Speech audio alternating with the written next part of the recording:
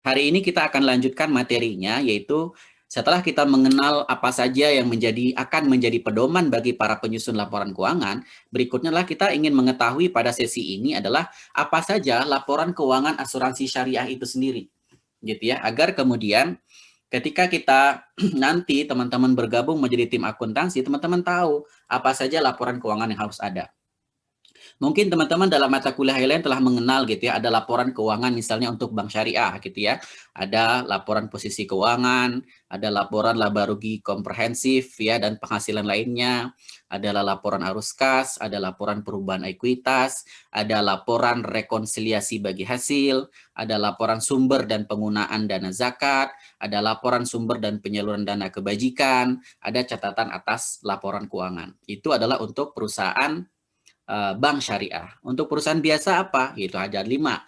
Ada laporan posisi keuangan, ada laporan laba rugi komprehensif, laporan arus kas, perubahan ekuitas, dan catatan atas laporan keuangan. Kalau lembaga zakat gimana? Yaitu ada aturannya sendiri. Kita bisa lihat dalam PSAK 101.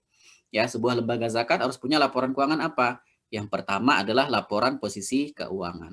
Yang kedua adalah laporan perubahan dana. Ini sebagai pengganti dari laporan laba rugi, karena lembaga zakat tentu saja bukan lembaga profit gitu ya, maka dia menggunakan pengganti dari laba ruginya adalah laporan perubahan dana. Kemudian yang ketiga ada laporan arus kas. Yang keempat ya ada kemudian laporan perubahan aset kelolaan. Dan yang kelima adalah catatan atas laporan keuangan. Ya, seperti itu. Nah, itu adalah laporan-laporan yang dimiliki oleh masing-masing entitas, seperti itu.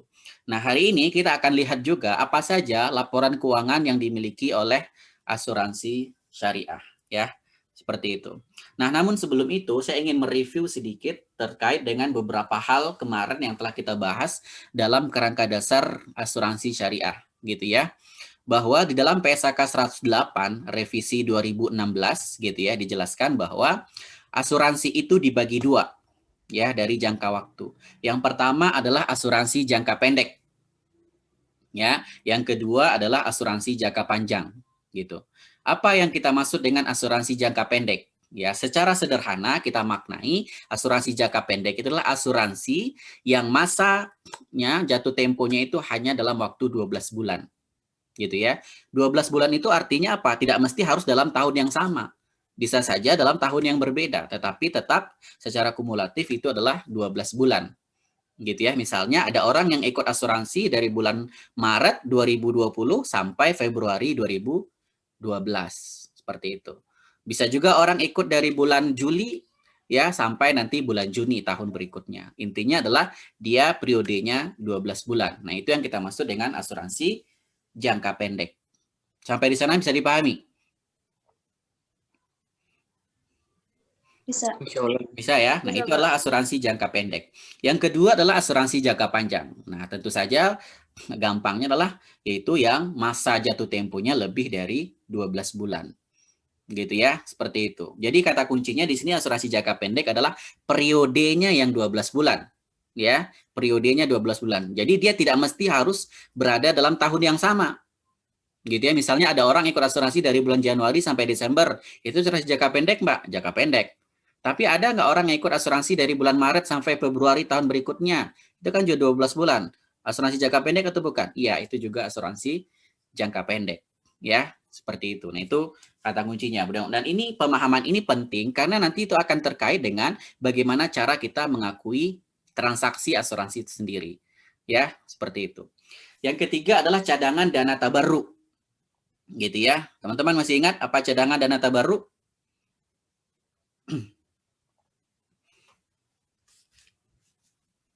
Cadangan dana tabarruk masih ingat? Yang bekas surplus ya, Pak.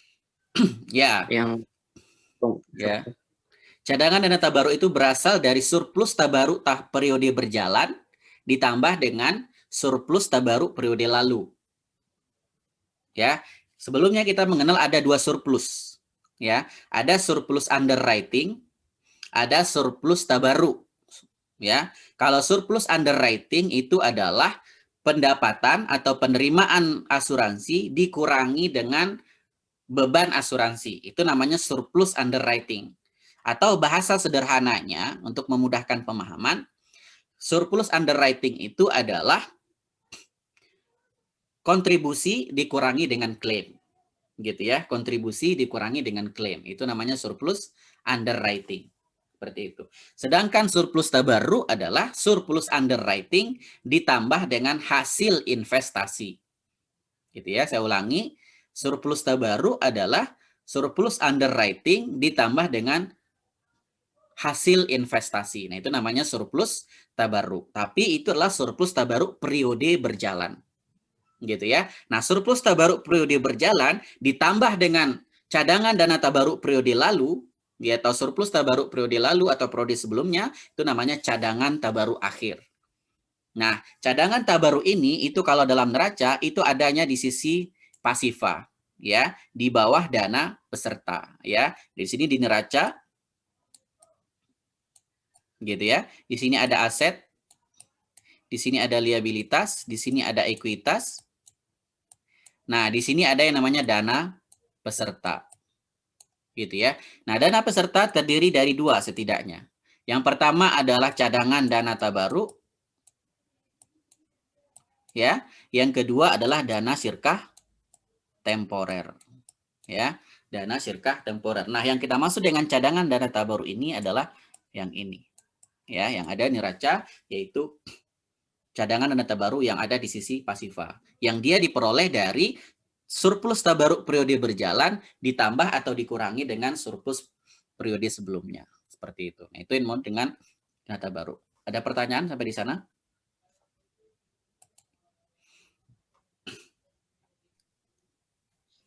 Bisa dipahami?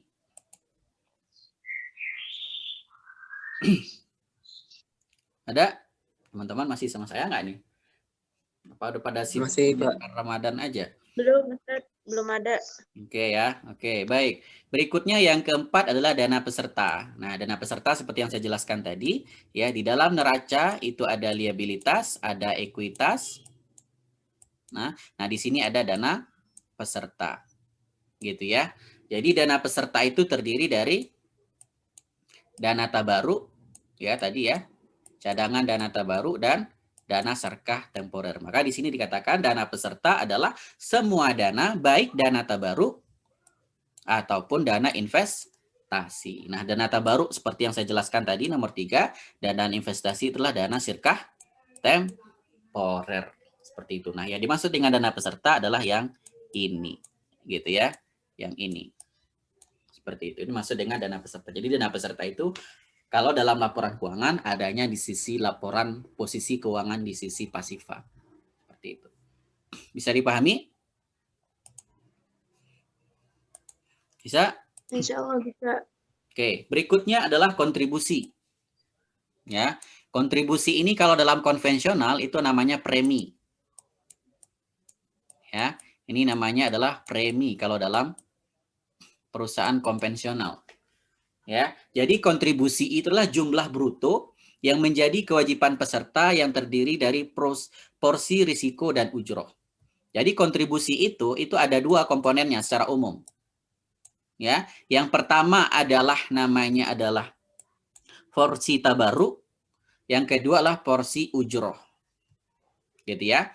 Porsi tabarruk itu adalah porsi untuk menanggung resiko. Jadi porsi tabarruk ini nanti akan digunakan untuk membayarkan klaim. Ya, klaim itu kan terkait dengan risiko. Gitu ya. Sedangkan porsi ujroh itu gunanya adalah untuk ya yang akan dibagikan kepada pengelola. Seperti itu ya. Jadi kontribusi itu terdiri dari tabarruk dan ujroh. Seperti itu. Sampai di sana ada pertanyaan?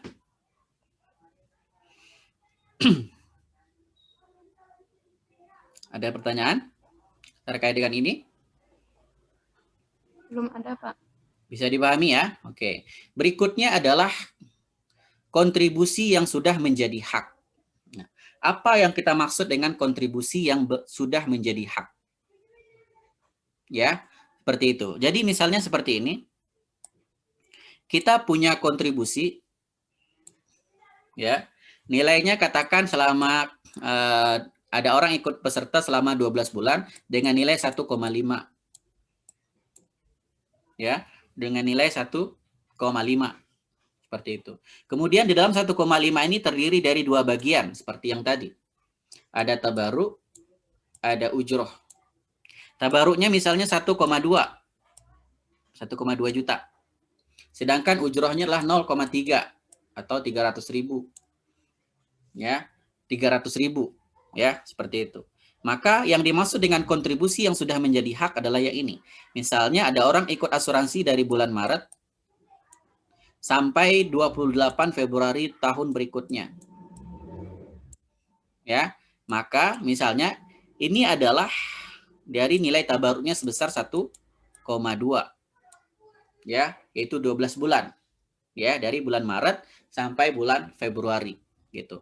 Nah, yang dinamakan dengan kontribusi yang sudah menjadi hak atau menjadi pendapatan adalah yang ini, yaitu dari tanggal 1 Maret sampai tanggal 31 Desember. Ya, sampai tanggal 31 Desember.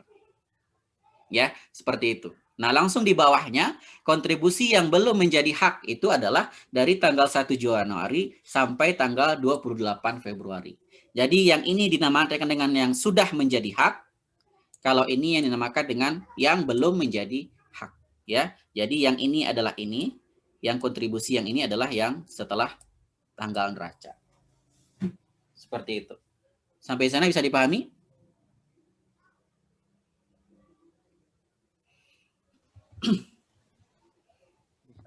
Bisa dipahami ya? Ya, jadi kontribusi itulah bagian dari kontrak asuransi yang diakui pada periode berjalan. Mana yang diakui periode berjalan? Yaitu dari bulan Maret sampai 31 Desember. Sedangkan kontribusi yang belum menjadi hak adalah jumlah penyisihan ya yang timbul pada periode mendatang. Berarti itu adalah yang di luar tanggal neraca. Yaitu dari, kalau dalam contoh di sini, yaitu dari 1 Januari tahun berikutnya sampai berakhirnya 28 Februari tahun berikutnya. Ya, seperti itu. Itu kira-kira.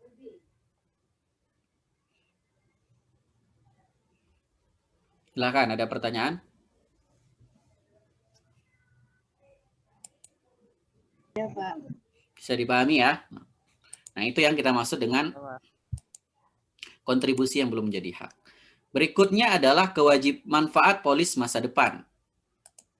Ya, manfaat polis masa depan. Teman-teman tadi masih ingat bahwa asuransi itu dibagi dua.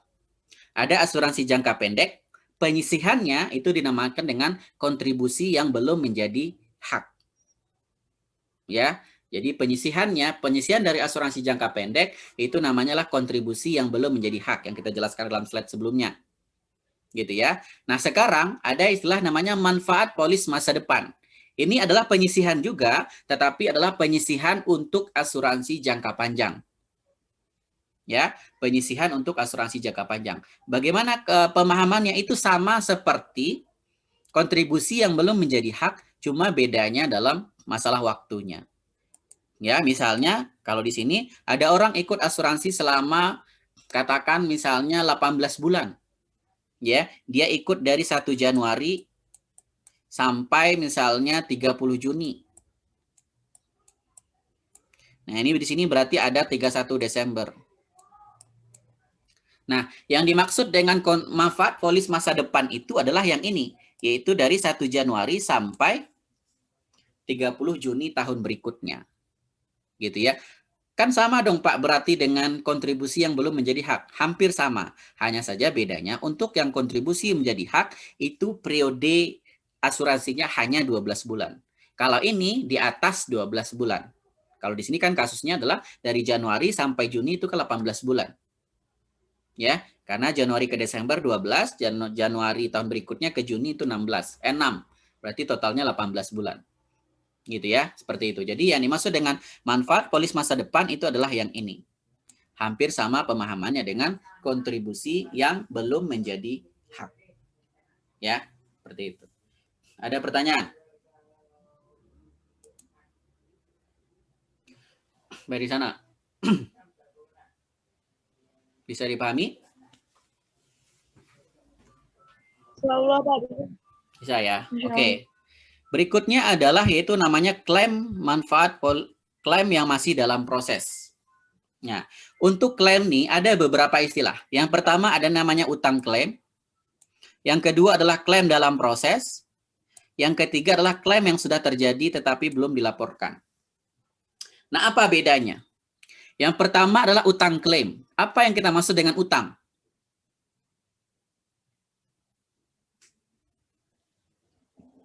Klaim yang belum dicairkan. Ya, klaim yang belum dicairkan. Intinya dalam utang klaim adalah ada orang yang mengajukan klaim, sudah diperiksa, kemudian disetujui, dan sudah keluar angkanya. Ya, misalnya angkanya klaim akan dibayarkan misalnya 24 juta. Sudah ada keluar angkanya, tetapi belum dibayarkan. Kenapa? Mungkin ya karena pembayarannya baru bulan depan misalnya. Gitu, itu namanya utang klaim. Jadi dia sudah clear. Jadi klaimnya sudah clear. Nah, kalau klaim masih dalam proses itu di bawahnya. Artinya apa? Ada orang yang mengajukan klaim gitu ya, tetapi klaim ini masih dalam diproses, diperiksa. Belum keluar angka. Ya, berapa yang akan dibayarkan. Bahkan boleh jadi dia bisa ditolak juga. Gitu ya. Seperti itu. Nah, itu namanya klaim masih dalam proses. Jadi berbeda dengan utang klaim. Kalau utang klaim ada orang mengajukan klaim, diperiksa sudah oke, sudah keluar nilainya dan akan dibayarkan. Itu namanya utang klaim.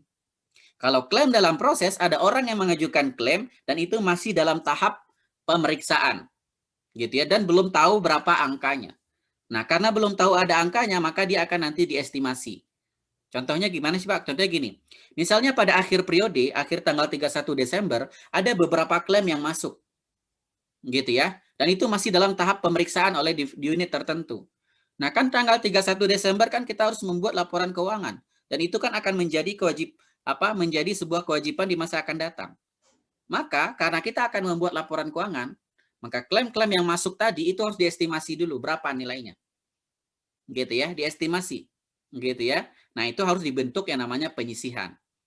Nah, itulah namanya penyisihan klaim yang masih dalam proses atau outstanding claim.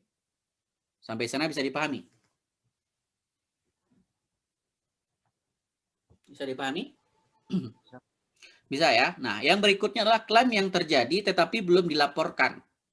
Nah, ini kasusnya misalnya sekarang ya, saudara-saudara kita yang terkena musibah di Malang, misalnya di daerah Malang tertentu, misalnya di daerah suatu daerah misalnya, ada banyak peserta asuransi di situ. Ya. Kemudian perusahaan asuransi ini karena dia menganggap ini sepertinya akan terjadi klaim karena ada banyak nasabah kita di daerah itu. Nah, pada kondisi ini misalnya perusahaan harus membuat laporan keuangan. Meskipun klaimnya belum diajukan, kan belum diajukan kan? Kan boleh jadi si korban atau si nasabah kita masih sibuk dengan belum terpikirkan untuk melakukan asuransi, menagih asuransi. Mereka kan masih sibuk dengan mungkin perapian rumah dan segala macam, mencari keluarga yang hilang dan segala macamnya. Nah, pada masa saat ini, itu perusahaan asuransi kalau dia membuat laporan keuangan, dia harus mengestimasi berapa kira-kira penyisihan yang harus dibentuk. Gitu ya. Nah, itu dinamakan dengan klaim yang sudah terjadi tetapi belum dilaporkan. Gitu ya. Seperti itu. Jadi dia lebih rendah lagi dari klaim masih dalam proses. Kalau klaim dalam proses itu sudah diajukan oleh si nasabah. Kalau yang bawah ini, klaim yang terjadi tapi belum dilaporkan, klaimnya belum diajukan. Tetapi perusahaan harus mengestimasi ya berapa kira-kira kerugian atau penyisihan atau klaim yang akan nanti dibayarkan. Itu namanya klaim yang sudah terjadi tetapi belum dilaporkan. Ya, atau istilah lainnya adalah IBNR. Ya, IBNR itu incurred ya but not reported ya, IBNR. Ya, IBNR. Seperti itu. Itu kira-kira. Sampai di sana ada pertanyaan? Enggak, Pak. Insya Allah paham. Saya paham ya? Oke. Baik. Berikutnya adalah surplus defisit dan nata baru, tadi sudah saya jelaskan ya, dan surplus defisit underwriting dan surplus defisit dan nata baru. Ya, sudah kita jelaskan ya. Jadi kalau surplus underwriting atau defisit underwriting itu adalah penerimaan asuransi dikurangi dengan beban asuransi. Itu namanya surplus atau defisit underwriting. Sedangkan surplus defisit dan nata baru adalah surplus underwriting ditambah atau dikurangi dengan hasil investasi. Ya, seperti itu. Oke, ini adalah jenis laporan keuangan, ya. yang harus dibuat oleh perusahaan asuransi syariah. Ya, seperti itu. Coba lihat apa yang berbeda jenis laporan keuangan dibanding dengan perusahaan lain menurut teman-teman. Yang nomor Ada 2. surplus defisit dana tabaru. Surplus defisit dana tabaru. Ya, coba Iya. perhatikan ya. Surplus defisit dana tabaru. Ya. Jadi ini adalah jenis laporan keuangan yang harus dibuat oleh perusahaan asuransi syariah. Yang berbeda adalah ini. Ya. Kenapa ini harus ada? Coba teman-teman cari logikanya. Padahal di sini sudah Karena ada yang namanya laporan laba rugi. Kenapa harus ada? kalau ini kan yang tadi Pak, apa sih kalau misalnya itu dana tabaru ini kan ada apa ya yang harus diklaim juga, terus beberapa dana-dana baru yang udah dihimpun gitu loh Pak. Kan beda sendiri gitu pengakuannya. Oke, baik. Makasih Desi. Silakan yang lain. Kenapa dia harus ada? Padahal di sini sudah ada lapor laba rugi. Ini lapor laba rugi loh. Nih. Kenapa dia harus ada?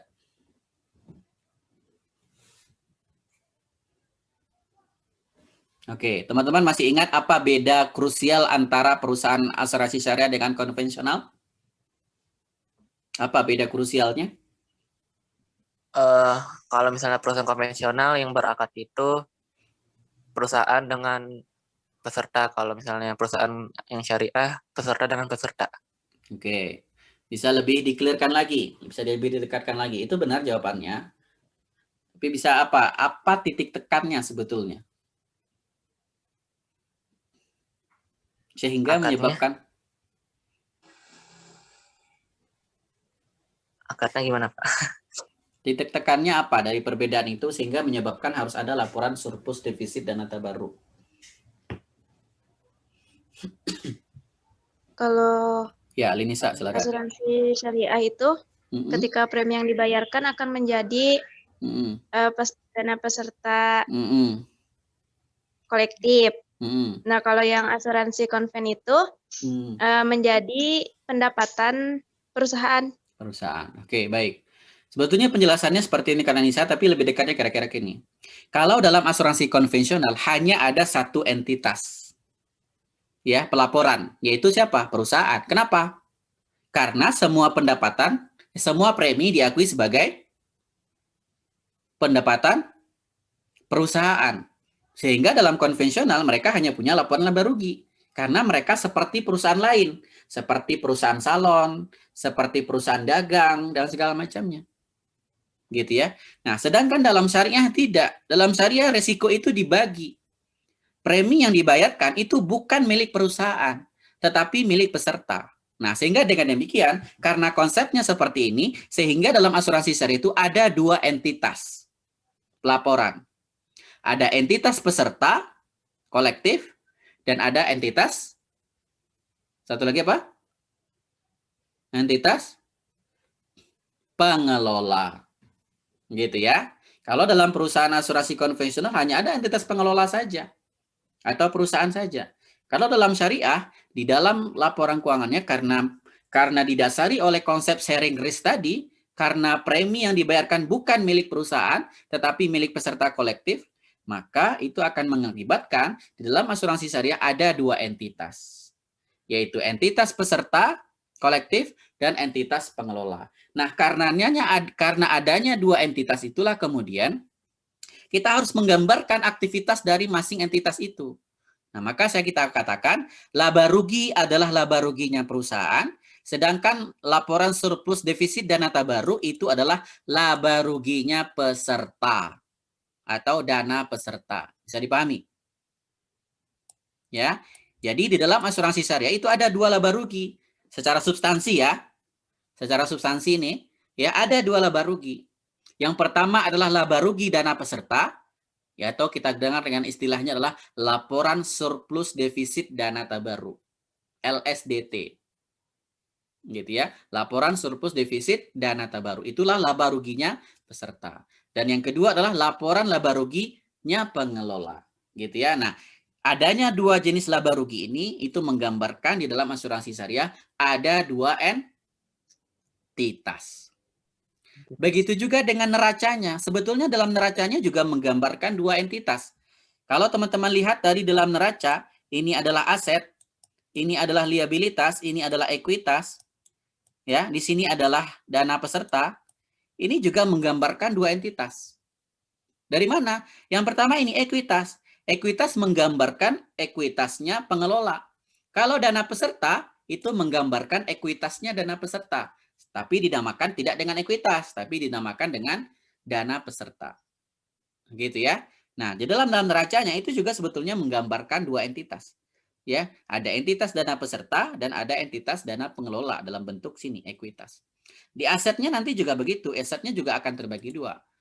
Gitu ya, ada aset dana peserta, tapi dalam administrasi ya, dalam administrasi harus dibedakan mana yang merupakan aset dana peserta, mana yang merupakan aset dana pengelola.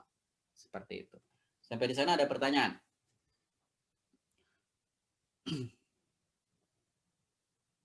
Bisa dipahami, silakan kalau ada pertanyaan.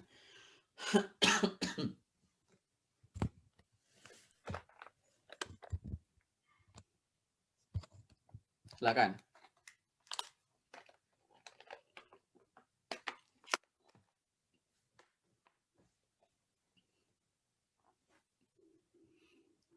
Ada pertanyaan?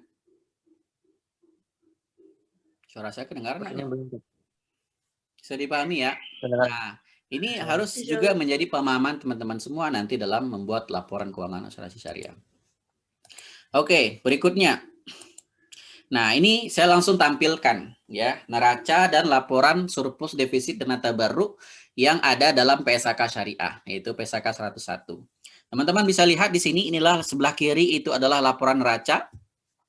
Kita bisa melihat dalam neraca itu ada aset, ada liabilitas, ada dana peserta, dan ada ekuitas, seperti yang saya jelaskan ya. Jadi persamaan akuntansi syariah, akuntansi asuransi syariah apa?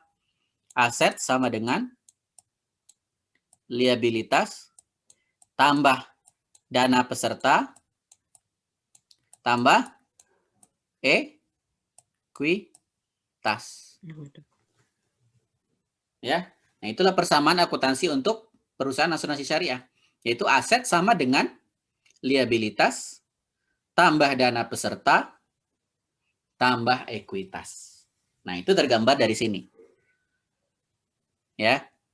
Seperti itu. Silahkan kalau ada pertanyaan.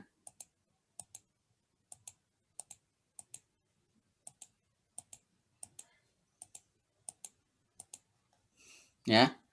Seperti itu. Nah, di sisi aset bisa kita lihat apa saja isinya. Di sini ada kas dan setara kas, ada piutang kontribusi. Nah, di dalam kas dan setara kas, ini ada dua di dalamnya. Ada kas yang menjadi milik peserta kolektif, ada kas yang menjadi milik pengelola. Ada piutang kontribusi, ini berarti dana peserta. Piutang reasuransi, dana peserta. Piutang murabahah, bisa dana peserta, bisa dana pengelola. Piutang istisna, bisa peserta, bisa pengelola. Piutang mudharabah musyarakah investasi berharga sampai di bawahnya, sampai di sini, properti investasi. Ya, bisa peserta, bisa dana pengelola. Aset tetap. Ya pasti dana aset tetapnya dana siapa? Aset tetap punya siapa kira-kira? Pengelola. Pengelola. Ya, dana pengelola. Jadi di dalam aset itu akan tergambar kepada kita ada dua entitas yang memiliki di situ. Ya, entitas dana peserta dan entitas dana pengelola. Tapi sekali lagi ingat ya, pengelola yang kita maksud peserta yang kita maksud adalah peserta kolektif, ya, bukan peserta individu. Seperti itu. Sampai di sana ada pertanyaan?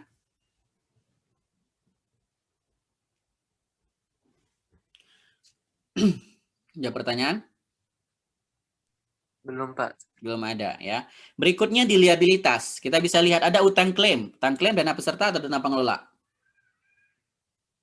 Dana utang pengelola. Peserta. Peserta. Kenapa peserta? Kenapa dana peserta? Kenapa utang klaim itu kita anggap sebagai transaksi dana peserta? Karena peserta yang melakukan akadnya. Karena peserta yang menentukan akad. Oke, yang lain.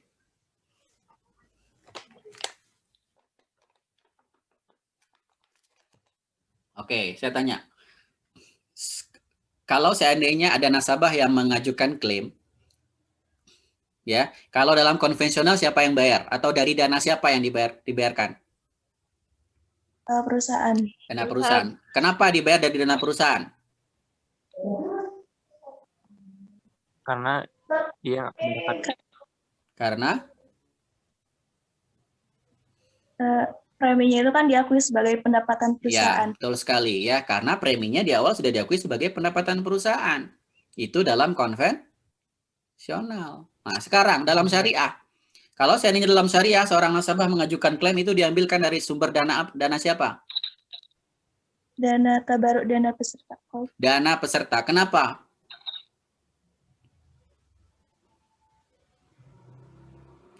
Kenapa demikian?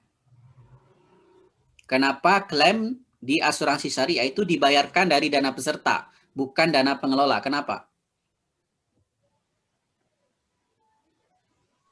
Karena kontribusinya tadi tidak diakui sebagai pendapatan pengelola. Ya, Melainkan, karena premi atau kontribusi itu diakui sebagai pendapatan peserta, bukan pendapatan pengelola. Itulah yang membedakannya, gitu ya. Jadi utang klaim itulah transaksi dana peserta. Utang reas juga peserta. Bagian peserta untuk surplus itu juga dana peserta. Ujroh diterima di muka.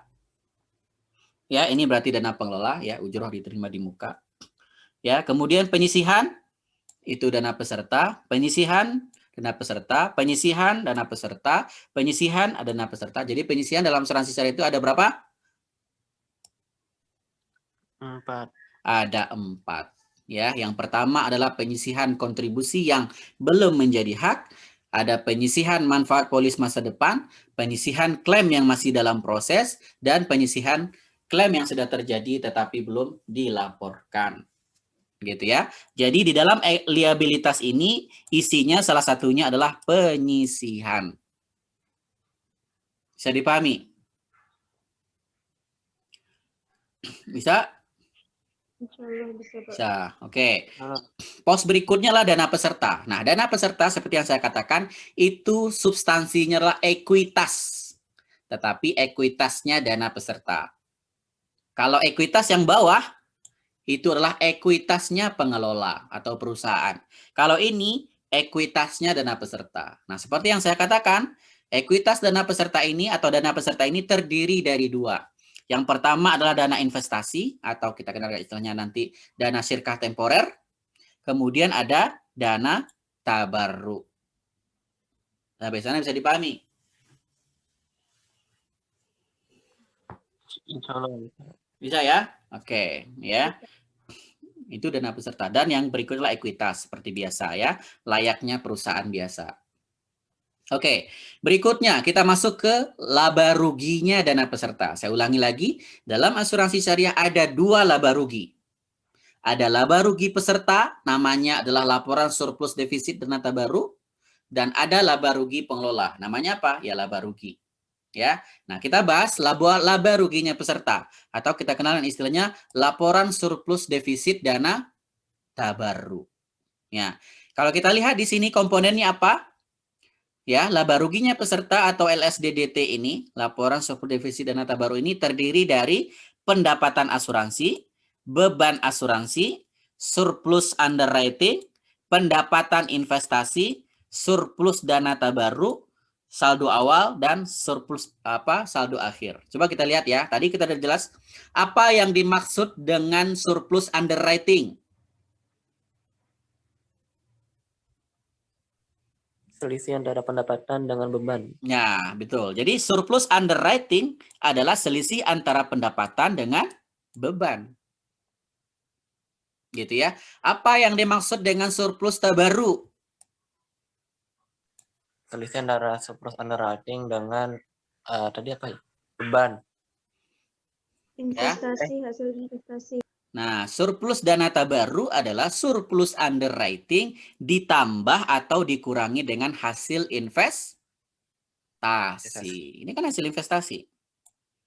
Ya, jadi surplus dana tabarruk adalah surplus underwriting ditambah atau dikurangi dengan hasil investasi. Hasil investasi itu bisa surplus, bisa positif, Bisa negatif kan, atau pendapatan dan beban. Gitu ya. Nah, surplus dana tabaruk ini adalah surplus dana tabaruk periode berjalan.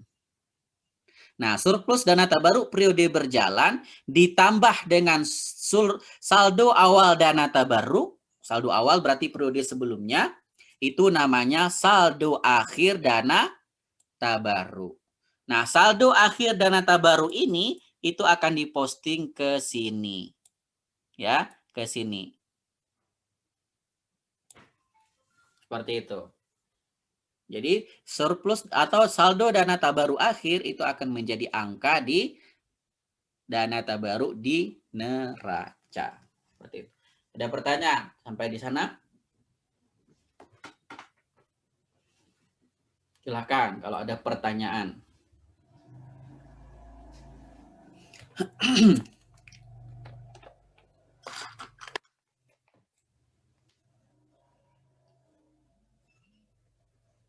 Ada? Suara saya kedengaran nggak nih? Kedengeran, Pak. Ada Pak, ada. Oke, silakan kalau ada pertanyaan. Ada? Nggak ada. Oke, baik. Nah, kita lihat isinya. Pendapatan asuransi itu isinya lah pendapatan kontribusi. Jadi berarti ketika kita mengakui adanya penerimaan premi, itu diakuinya di pendapatan asuransi. Kemudian dikurangi dengan bagian pengelola atas kontribusi, atau nama lainnya apa ini? Kontribusi. Ujroh. Ujroh. Ini namanya ujroh. Ya, ini namanya ujroh. Kemudian yang berikutnya adalah bagian reasuransi atas kontribusi. Itu namanya apa? Premi reas atau kontribusi reasuransi.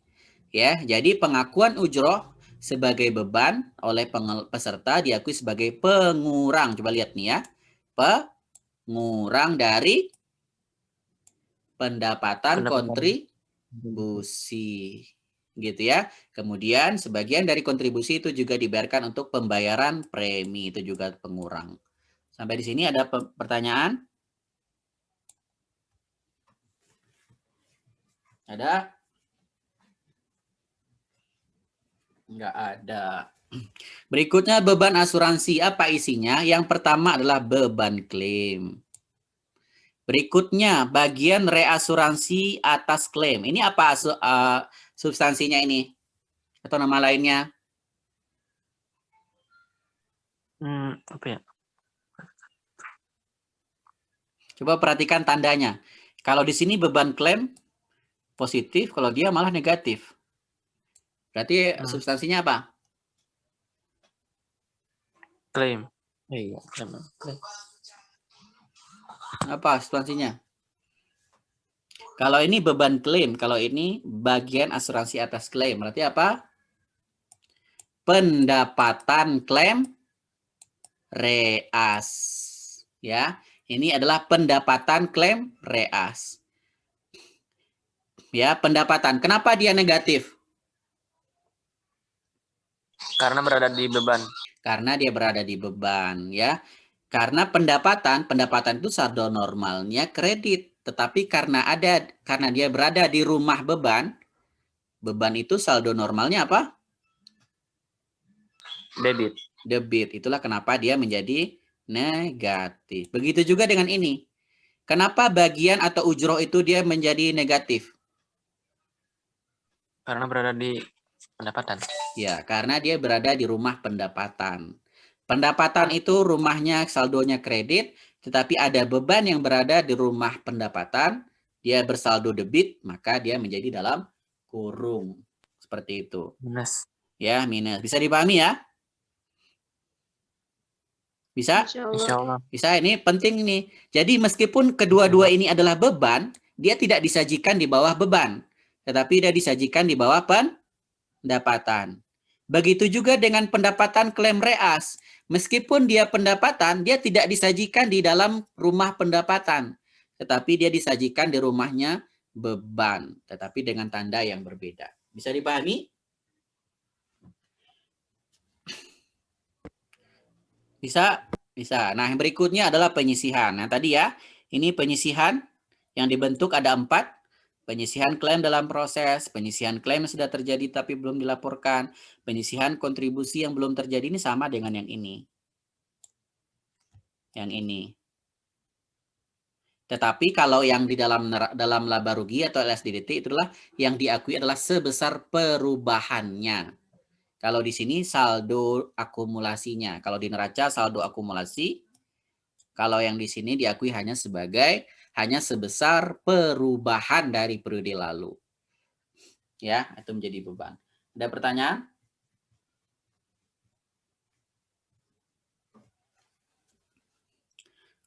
Ada? Bisa dipahami nggak nih?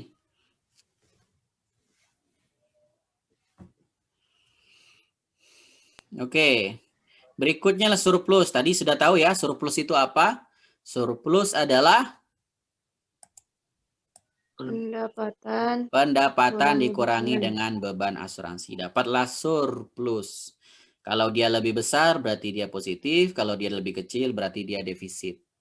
Nah, surplus ini sesuai dengan PSAK yang kita pelajari dalam materi sebelumnya atau dalam PSAK 108 atau dalam fatwa, surplus itu dibagi. Ya. Ya, surplus dibagi kepada peserta dan dibagi kepada pengelola, maka sisanya itu adalah menjadi cadangan dana tabaru atau surplus yang dialokasikan untuk dana tabaru. Masih ingat kemarin ya, pembagian surplus ada 3. Yang pertama adalah semua surplus underwriting dianggap sebagai cadangan. Berarti apa? Berarti yang ini tidak ada, yang 2 ini tidak ada. Ya, kalau di sini 100 maka turun menjadi 100 karena yang 2 tidak ada. Atau yang kedua, sebagian untuk peserta, sebagian untuk cadangan. Berarti yang ada hanya ini. Ya, berarti misalnya di sini 100 dibagi kepada peserta 40, berarti sisanya menjadi cadangan. Atau yang ketiga, sebagian untuk peserta, sebagian penyisihan, sebagian untuk peserta, sebagian untuk pengelola. Maka di sini ditulis, misalnya di sini ada 100, dibagi kepada peserta 40, dibagi kepada pengelola misalnya 20, berarti sisanya akan menjadi cadangan sebesar 40. Ada pertanyaan? Tidak, Pak. Udah, oke. Kemudian surplus yang ini ya ditambah dan dikurangi dengan hasil investasi. Masih ingat ya bahwa ketika dana dikumpulkan oleh peserta pengelola, maka dana itu tidak dibiarkan idle atau menganggur. Tetapi dana itu harus diinvestasikan. Nah, tentu saja ketika ada investasi maka akan diakui ya pendapatannya di sini. Ya. Seperti itu. Kalau kemudian ada bagi hasil kepada pengelola karena dia sebagai mudorib, maka dia diakui sebagai beban investasi. Ya, di sini misalnya uangnya ditaruh di deposito, ya, kemudian ada hasil investasinya 100. Nah, karena 100 ini adalah akadnya mudorobah, berarti pengelola sebagai mudarib juga dapat hak. Misalnya pengelola diberikan haknya nisbahnya misalnya 40-60. 40 untuk pengelola misalnya sebagai mudorib, maka dikurangi 40 di sini. Ya. Seperti itu. Ya, maka dapatlah surplus defisit dana tabaru, yaitu yang ini ditambah dengan hasil investasi, dapatlah surplus dana tabaru periode berjalan. Ya, surplus dana tabaru periode berjalan. Ya, seperti itu. Maka ditambah dengan saldo awal dana tabaru periode lalu, dapatlah saldo akhir dari dana tabaru. Yang angka ini kemudian akan disajikan di sini. Seperti itu. Silakan kalau ada pertanyaan.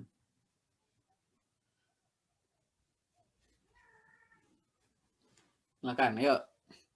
Sama saya nggak nih? Masih, Pak. Ntar dulu lah, Masih. Ramadannya masih lama. Nah, tarawihnya nggak perlu banyak persiapan. Penting mah tekadnya, makanan mah nggak perlu disiap-siapin. Oke ya. Oke, ada pertanyaan? Oke. Kalau nggak ada kita lihat Ya, Pak, langsung. Silakan kalau ada pertanyaan. Yang tadi Pak yang surplus underwriting itu berarti dana itu nggak dihabisin semuanya ya Pak? Oh nggak boleh dihabisin. Sama seperti laba bersih. Laba bersih itu kan nggak Untuk semua pembagiannya- dibagikan kepada dividen. Pembagiannya berapa ya?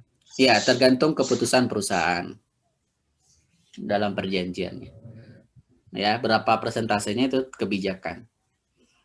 Oke, ada lagi pertanyaan?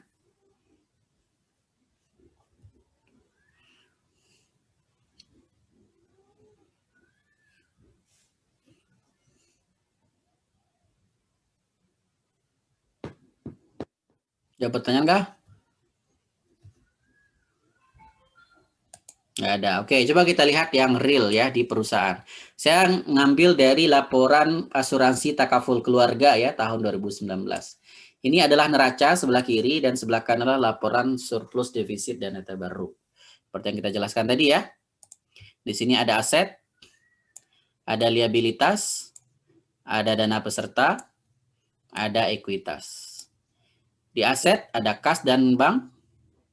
Ini milik peserta dan pengelola. Ada piutang kontribusi, ada piutang reas, ada piutang merubah, piutang lain-lain, ada aset tetap dan segala macamnya. Totalnya 1,8.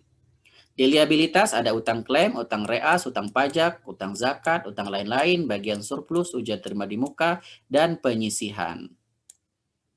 Di dana peserta ada dana investasi dan dana tabaru. Di ekuitas ada ekuitas. Ada pertanyaan untuk neraca?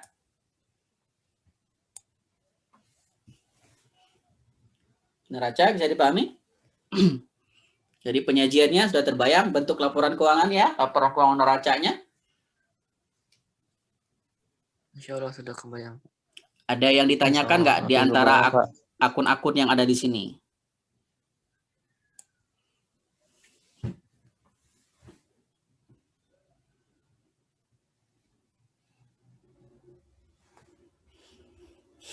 Piutang murabahah ya berarti asuransinya menyalurkan pembiayaan murabahah. Ya bagaimana cara mencatatnya? Ya kembali kepada PSAK 102. Investasi surat berharga berarti perusahaan asuransi syariah membeli saham atau obligasi atau suku. Ya, properti investasi. Berarti dia investasi di properti. Ya. Lain-lain. Ada pertanyaan lagi? Ada yang mau ditanyakan dari akun-akunnya?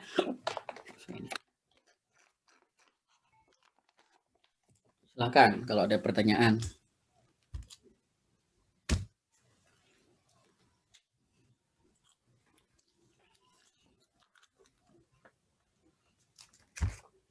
Oke.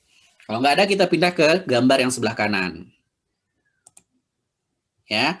Gambar sebelah kanan adalah laporan surplus defisit dan neta baru atau laba ruginya peserta. Bisa kita lihat ya. Komponennya ada pendapatan asuransi, ada beban asuransi, ada surplus underwriting, ada pendapatan dan beban investasi, dan ada surplus dan neta baru. Ya. Surplus underwriting itu apa? Surplus underwriting adalah pendapatan dikurangi dengan beban. Ya, dapatlah surplus underwriting. Ya, apa itu surplus dan neta baru? Surplus dan neta baru adalah surplus underwriting ditambah dengan pendapatan atau beban investasi. Pendapatan isinya apa? Ada pendapatan kontribusi, kita bisa lihat ya, tahun 2018 mereka menghimpun 222, kalau dalam jutaan berarti ini triliun berarti. Gede banget. Ya, triliun apa miliar? Ini dalam jutaan rupiah. Berarti tambah 06 di belakang. Ya berarti benar kan? Miliar ya, 222 miliar ya. 222 miliar. Iya, 222 miliar. Tahun 2019 mereka menghimpun 234 miliar. Ujroh yang dibayarkan tahun 2018 93 miliar, 2019 99 miliar. Premi reas yang dibayarkan tahun 2018 59 miliar, tahun 2019 69. Beban klaim coba lihat ya, beban klaimnya juga besar. Ya, tahun 2018 yang dibayarkan 114 miliar, tahun 2019 124. Pendapatan klaim reas itu yang diperoleh yaitu 66 miliar pada tahun 2019, tahun 2018 45. Gitu ya. Nah, ini penyisihan. Penyisihan itu seperti yang saya katakan, ya, yang diakui adalah perubahannya. Perubahan itu bisa positif, bisa negatif. Di sini negatif, di sini positif. Berarti ya, yang diakui adalah perubahannya. Oke, kemudian pembagian dari surplus tahun 2018 tidak ada pembagian.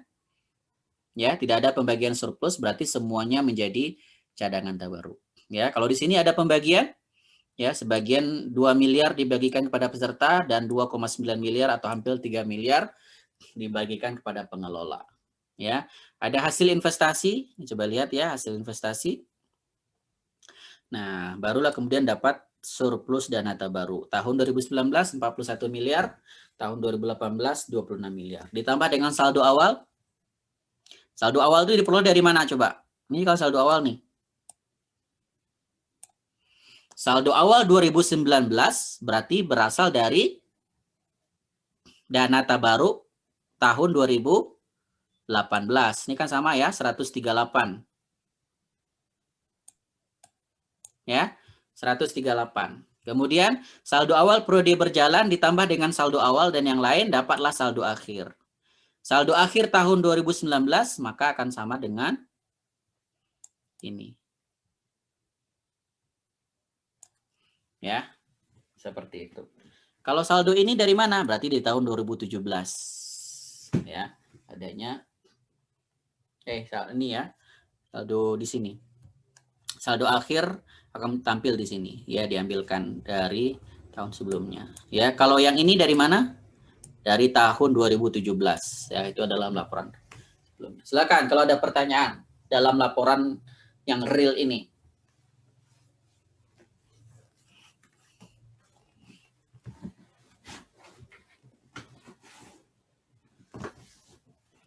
Silakan kalau ada pertanyaan.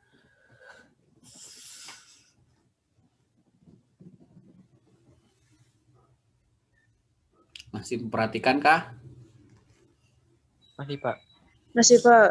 Masih, Coba, Pak. apa pertanyaannya? Ada pertanyaan enggak? Nanti UTS saya minta Anda menganalisis laporan keuangan ini loh nanti. Oh, ada pertanyaan.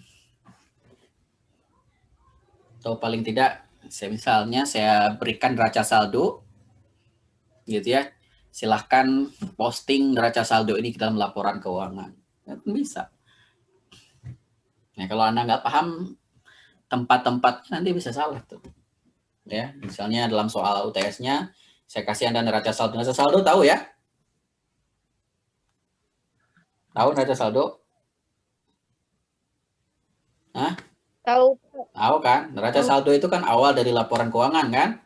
Nah, misalnya dalam soal inilah neraca saldo ya, mulai dari aset sampai kepada beban. Perintahnya misalnya silahkan buat laporan keuangan asuransi syariah dari neraca saldo ini. Ya, berarti kan Anda harus memposting nih ke laporan akun-akun yang ada di sini. Misalnya ada pendapatan kontribusi itu disajikan di mana, ya, dan segala macamnya. Silakan kalau ada pertanyaan.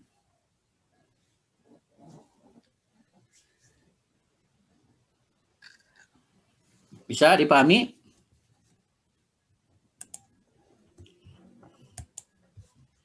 Oke, berikutnya adalah laporan laba rugi. Ini adalah berarti laba ruginya perusahaan.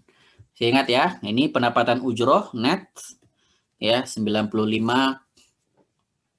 Ya, ini netnya ya, bukan brutonya. Berarti ada yang dikurangi ya. Net 95 itu mestinya sama dengan angka ini tadinya ya. Tapi ini dinetkan dengan yang angka 99.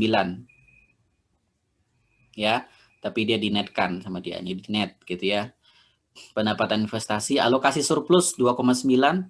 Baik, ingat ya, ini kan alokasi surplus ya.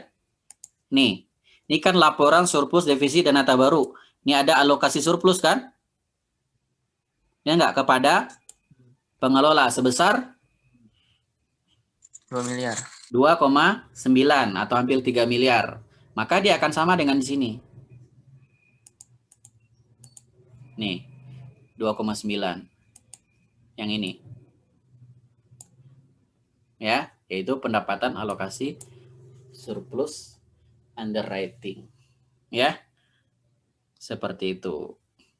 Kalau ini karena dia net kan. Kalau brutonya mestinya sama dengan angka sebelum-sebelumnya itu 99. Ya, seperti itu. Ini kalau pendapatan dari dana investasi peserta, ini boleh jadi dia diambil dari angka sebelumnya.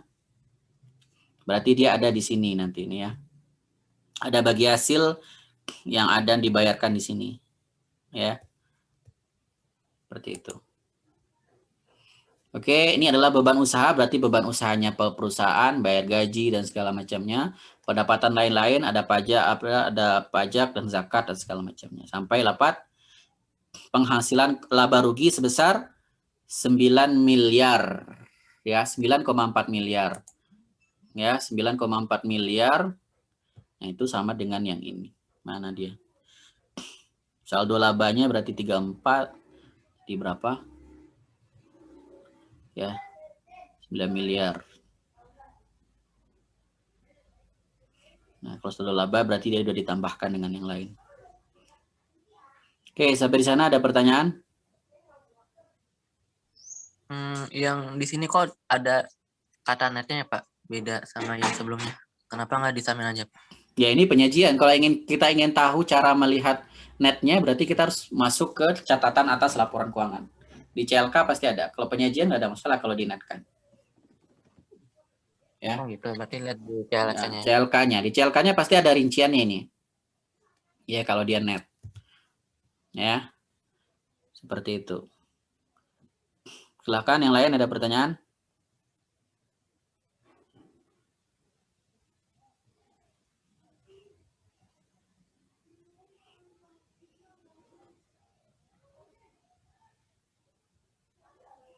Ada? Oke, kalau nggak ada berikutnya ini sudah saya jelaskan juga apa isi dari aset ya. Tadi sudah ada juga kita jelaskan, ada kas dan setara kas dan segala macamnya. Oke ya. Ini liabilitas tadi juga sudah saya jelaskan adalah utang klaim ya. Ini ya. Utang klaim bagian peserta atau surplus. Gitu ya, ujroh dan segala macam. Penyisian teknis ada 4 tadi ya. Saya ingat ya, penyisian teknis itu ada 4, ada sisi pasifa di bagian liabilitas ada 4. Ini istilah-istilah yang digunakan ya. Ya, di beberapa perusahaan menggunakan KYBMP, KPM, PMD, EKRS, ada juga outstanding claim. Nanti teman-teman kalau merujuk ke laporan keuangan, itu beberapa istilah yang digunakan. Nanti bisa dilihat ya. Dari dana peserta, dana baru, dana investasi, ya. Di pendapatan, ya ada pendapatan kontribusi dikurangi dengan ujroh dan premi reas. Di beban asuransi ada beban klaim, ada klaim reas, dan ada perubahan penyisihan. Surplus underwriting dibagikan kepada peserta dan pengelola, dapat surplus yang dialokasikan dana baru ditambah dengan hasil investasi, dapatlah surplus dan dana baru ditambah dengan periode lalu, dapatlah saldo dana baru akhir. Oke, baik. Sampai di sana ada pertanyaan?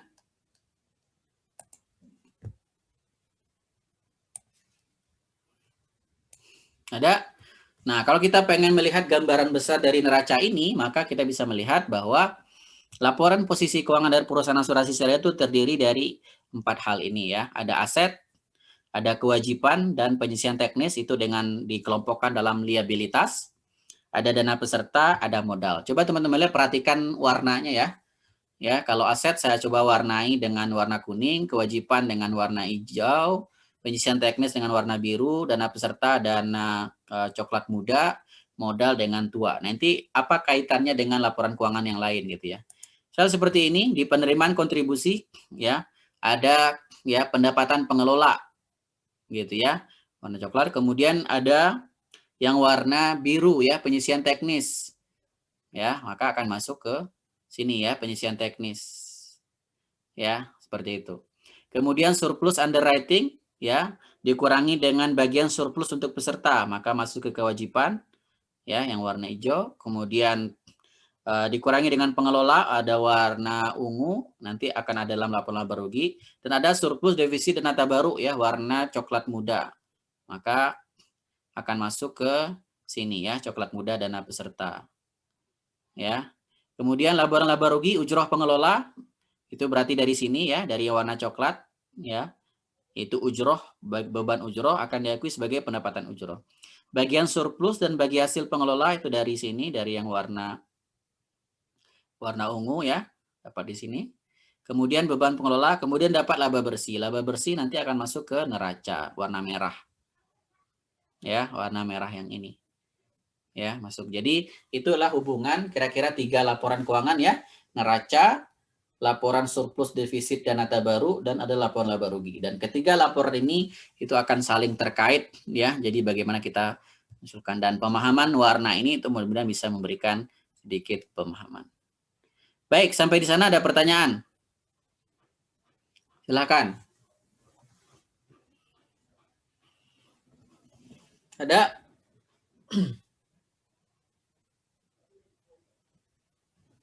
Nah, itulah pengenalan dari laporan keuangan. Nah, terakhir nanti ada transaksi dana peserta, dana pengelola. Nah, jadi karena kita telah memahami bagaimana bentuk laporan keuangannya, maka nanti kita akan masuk ke penjurnalannya seperti apa. Nah, ini adalah beberapa transaksi yang terkait dengan dana peserta dan dana pengelola, gitu ya. Nah, insya Allah kita akan pelajari setelah UTS di pertemuan yang ke-9.